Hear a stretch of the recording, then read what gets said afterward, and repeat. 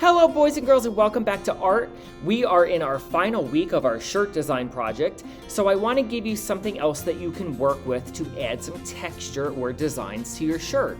So last time I saw you, we cut out our shirt and we put a little cup inside and we've decided on the type of collar that we want and we're ready to start decorating. Now in the last video, I showed you how you can take markers or crayons or colored pencils to add designs and color it in. But today, if you would like to use some tissue paper to add different textures or different ruffles or collars or fringes to your shirt, you can do that. So let me show you what I'm talking about. Here I have a piece of green, and using my scissors, I just kind of cut a nice little stripe like this. And I can take some glue and put some glue onto the strip. And you can see I already did that here. And I can create stripes onto the shirt. So if there's colors in the tissue paper that I do not have with the markers or the colored pencils, I can use the tissue. Also, by doing that, it helps me get a nice clean straight line onto the shirt. I also can use little pieces like the orange here and cut little tiny shapes like a triangle. If I wanted to make geometric patterns on the shirt, I can glue that onto the front and back as well.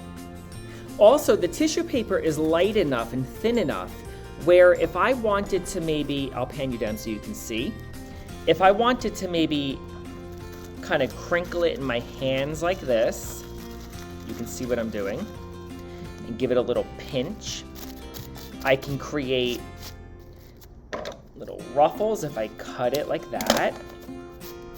And maybe if I take a little glue and just put a little glue where I ruffled everything, you can see that. And maybe I can do some ruffles at the bottom. Maybe I'm gonna get rid of that stripe just to show you. And now it's starting to look like the shirt has a little skirt connected to the bottom. Do you see how I did that with the tissue paper? Whoop. I can also take the tissue paper and let's try maybe flip-flopping it and rolling it a bit, right? And folding it. And I can run some glue inside here. I'm not gonna do that for this because I just wanna show you, and now I can very carefully glue it around the shirt and maybe make, oh, I just thought of something, watch this. If I cut this, I can make a little bow tie for my shirt. Let me open this back up. Let me kind of do what I did with the skirt. And maybe I'll take a little piece and just glue it around the middle to make a little bow tie, and I can glue that on there like that. I can also take this and make a belt for the waistline, okay? I can use another strip, and let me go back to twisting it and flip-flopping it and rolling it, right? And I can glue that onto the shirt to make maybe some ties hanging off the top of the shirt. Or maybe if I take my tissue paper, I can cut little tiny fringes like this. Some shirts have fringes on it. I won't do the whole thing. I think you get the point though. You see those little fringes? And I can maybe glue those around the collar. Oh, look how cool that looks. Also, the tissue paper can be used for cutting out designs and logos. So if I wanted to cut out maybe a letter T, I can use a scrap piece and maybe fold it.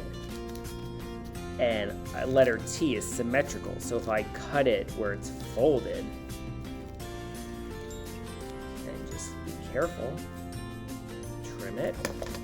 I can open this up and I have a nice little T that I can use for the front of my shirt. Maybe I'm making a logo that has a letter T for my first name.